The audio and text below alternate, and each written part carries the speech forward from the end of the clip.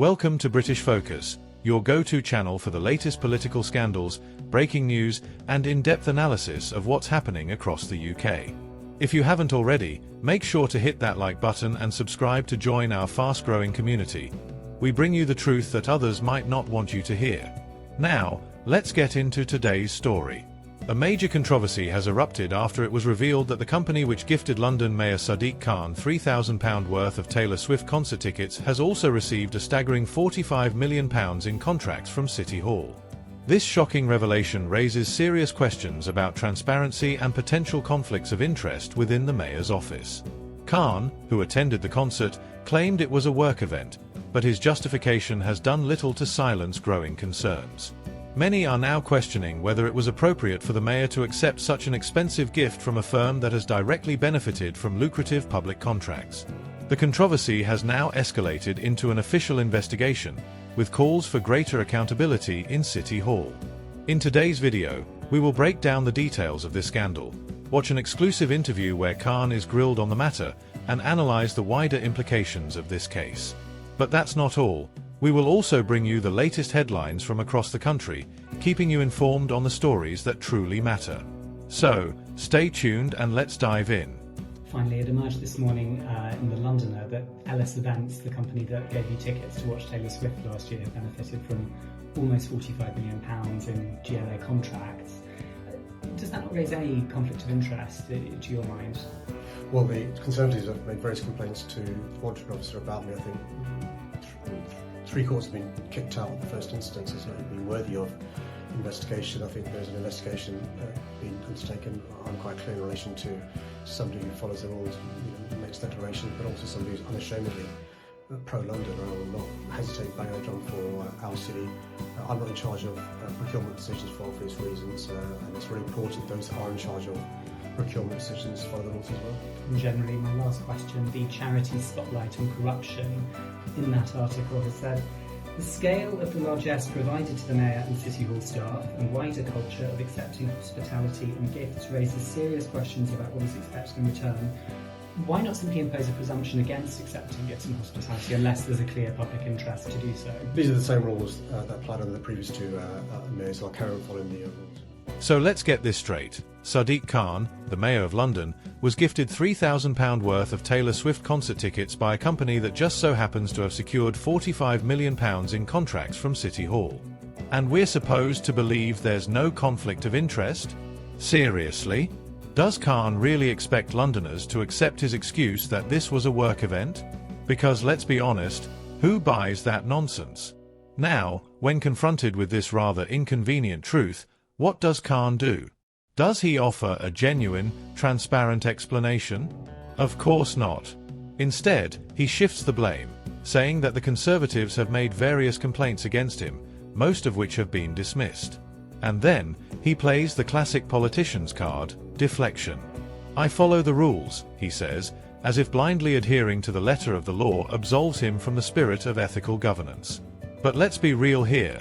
Just because something might not technically be illegal doesn't mean it's not completely unethical. And then, he throws in the "I'm not in charge of procurement decisions" excuse. The age-old tactic of plausible deniability. Let's break this down. He's saying that even though a company that gifted him incredibly expensive concert tickets received nearly £45 million in public contracts, it's just a coincidence? Really? The people in charge of awarding contracts just happened to reward LS Events? If Khan is so convinced there's nothing shady going on, why not demand a full, independent review of how this company was chosen? If he has nothing to hide, why not be fully transparent? Even more damning is what the charity spotlight on corruption pointed out. They rightly questioned the culture of accepting hospitality and gifts at City Hall. And this is where the problem goes deeper than just Khan himself. This isn't just about a free concert, it's about a pattern of behavior. What exactly do these companies expect in return when they shower politicians with expensive gifts? No one is giving away thousands of pounds worth of perks for free. This is about influence, favouritism, special treatment. And when asked why City Hall doesn't just ban gifts and hospitality unless there's a clear public interest, Khan shrugs it off. These are the same rules that applied under the previous two mayors, he says. Ah yes, the classic everyone else was doing it too defense. Since when has others did it been a justification for questionable ethics? Shouldn't he be setting a higher standard rather than using past practices as a shield? The fact that he refuses to even consider stricter rules tells us everything we need to know. And let's talk about the reaction from the public, because Londoners are not happy. People are calling this out for what it is, another self-serving politician prioritizing personal perks over public trust. One person put it bluntly, typical behavior from Sadiq Khan. Always putting personal gain ahead of Londoners' interests. Another made the obvious point, a pop concert is hardly a work event. Those are characterized by agendas, delegates, missions, and slideshows. And they're absolutely right. Can anyone imagine Khan sitting in the VIP section, surrounded by screaming Swifties, thinking, wow, this is such a productive work meeting? It's laughable. Others are calling for serious investigations. One commenter said, forensic analysis needed of every purchase order, every contract, every planning approval, every permit, every citizenship and immigration permit, every single one. Because this isn't just about one concert, it's about how deep this rot goes. If this is the kind of thing happening in plain sight, what else is lurking beneath the surface? And then there's the most damning comment of all, this little man needs to be investigated and prosecuted. It's got to the stage where the words labor and corruption are interchangeable. How can this be permitted to continue without any consequences? And honestly, that's the big question. Why does this keep happening? Why do politicians like Khan get away with this kind of behavior? Why is there never any real accountability? This isn't just a one-off scandal. This is part of a wider problem. The sheer arrogance of accepting expensive gifts from a company that benefits from public contracts and then expecting people to just accept weak excuses is beyond insulting. Khan has been in office long enough to know that perception matters. He knows that public trust is fragile. And yet, he acts as if he's untouchable.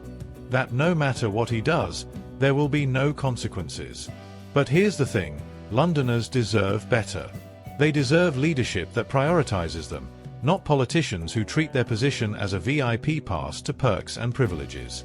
If Khan really had nothing to hide, he would welcome scrutiny. He would insist on full transparency. But instead, he deflects, dismisses, and downplays. And that tells us everything we need to know. So, what do you think? Is this just the tip of the iceberg? Should Khan face real consequences for accepting these tickets?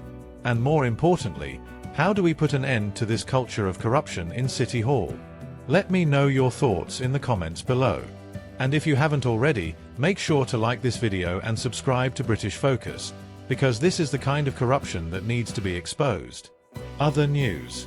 While Sadiq Khan faces accusations of corruption, the city he governs is grappling with an even more pressing issue, one that directly impacts the safety of Londoners: knife crime. And let's be clear, this is not just another crime statistic. This is a crisis that continues to spiral out of control, claiming lives, leaving families shattered, and exposing the complete failure of leadership at the highest level. The latest figures from the Office for National Statistics, ONS, paint a damning picture. Almost half of all recorded knife crime incidents in the country are concentrated in areas governed by the Labour Party. Let that sink in. Nearly 1 in every 2 knife-related offences happens under the watch of Labour mayors. London, Manchester, and the West Midlands, all controlled by Labour, collectively account for 45.3% of all knife crime recorded in England and Wales. This is not a coincidence, this is a pattern. Let's break it down. Greater Manchester, under Mayor Andy Burnham, recorded 3,427 knife-related offences.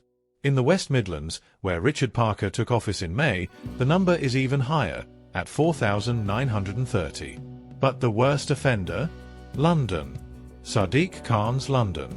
The so-called world-class city has seen a staggering 16,583 knife crimes in the last year alone. That's nearly 46 knife crimes per day, every single day of the year. How did we get here? And more importantly, how do we stop this madness? One thing is clear, Sadiq Khan's administration has been an unmitigated disaster when it comes to tackling violent crime. His response? More taxes, more empty promises, and more virtue signalling. Instead of investing in proper policing, instead of supporting law enforcement with the resources they desperately need, he's cutting police numbers and expecting Londoners to foot the bill for his failures. Susan Hall, the Conservative crime spokeswoman at City Hall, has not held back. "These figures are a disgrace," she said, and she's absolutely right. The Labour Party has allowed this crime wave to engulf our streets. Instead of prioritising the safety of citizens, they focused on politically correct policing, weakening stop-and-search measures, and cutting the number of officers patrolling the streets. This is the direct consequence of a weak, ideologically driven leadership that refuses to take real action against crime. And now, as if things weren't bad enough, Khan has the audacity to raise council tax again to fill the financial gaps in the Metropolitan Police's budget. Why should Londoners be forced to pay more when the crime rate is rising? Why should hard-working people sacrifice more of their income for a police force that's been deliberately weakened by the very mayor who is now demanding more money? It's a slap in the face. A total insult to every victim of knife crime and their grieving families. But what's even more absurd is the latest proposal being floated around to tackle knife violence: banning kitchen knives. Yes, you heard that right. Actor Idris Elba has suggested that ordinary domestic knives should be rounded off to prevent stabbings. Is this what we've come to? Instead of cracking down on criminals, instead of strengthening law enforcement and ensuring swift justice, Labour's solution is to ban everyday kitchen tools? Are they planning to confiscate steak knives next? Will they start issuing government-approved safe knives that can't cut anything beyond a loaf of bread?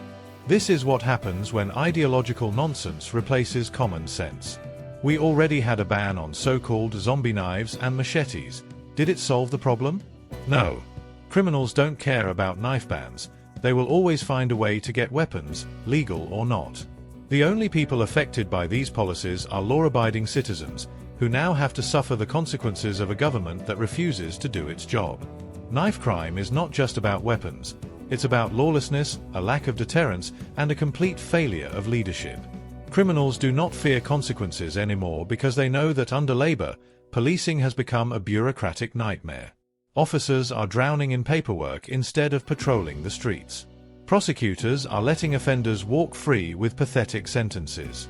And worst of all, politicians like Sadiq Khan continue to push their soft-on-crime agenda, while ordinary people pay the price.